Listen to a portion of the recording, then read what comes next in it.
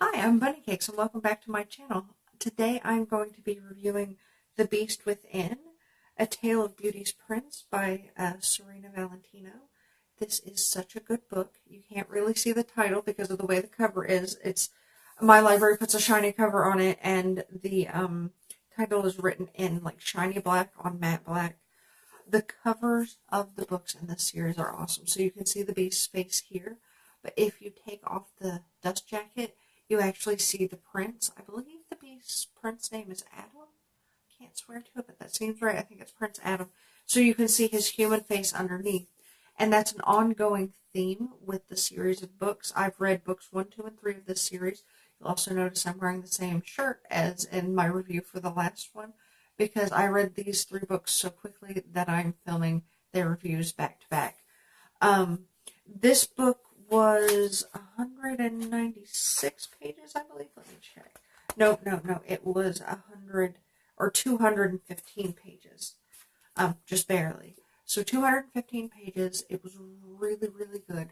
So you get to learn who the Beast was before the curse, and you get to learn some of the Beauty and the Beast story from the Beast's perspective.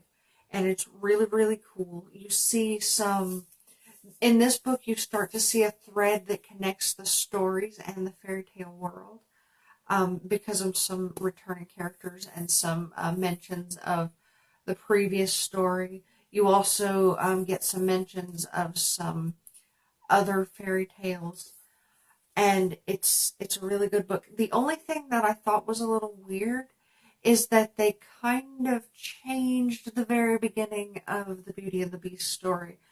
In the movie, as I recall, it was a really old woman who had asked the Beast for shelter, and he said no, and it turned out she was a witch, and she cursed him for being rude.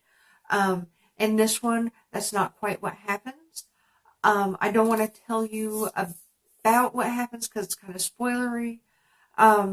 There's also, you learn that some of the relationships in the main story actually started out entirely differently than you would have expected.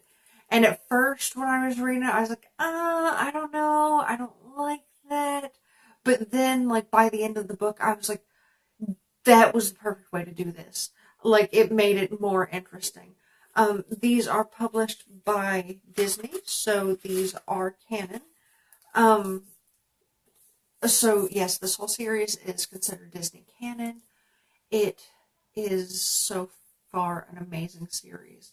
I do know that there's a 4th book out. My library doesn't have it, so I'm going to have to find a way to get my paws on it. I do believe all of these books were published this year. Let me check. No, this book was published in 2014, so I think the 4th book must have just been published this year, and that's why my library doesn't have it, but they have the first 3 books in the series. I hope that they dive into all of the big major fairy tales and give us backstories and prequels and like other sides of the story, because I am loving this. I super loved this book. I gave it 5 out of 5 stars on Goodreads. I could not recommend it more. And it makes the Beauty and the Beast story a whole lot better. There are still, the Stockholm Syndrome issues with Belle that are kind of weird. But, what are you going to do? They couldn't fix everything. But they did make the story more rich by adding this to it. So that's all I have. Thank you for watching my video. If you enjoyed my content, please hit the like button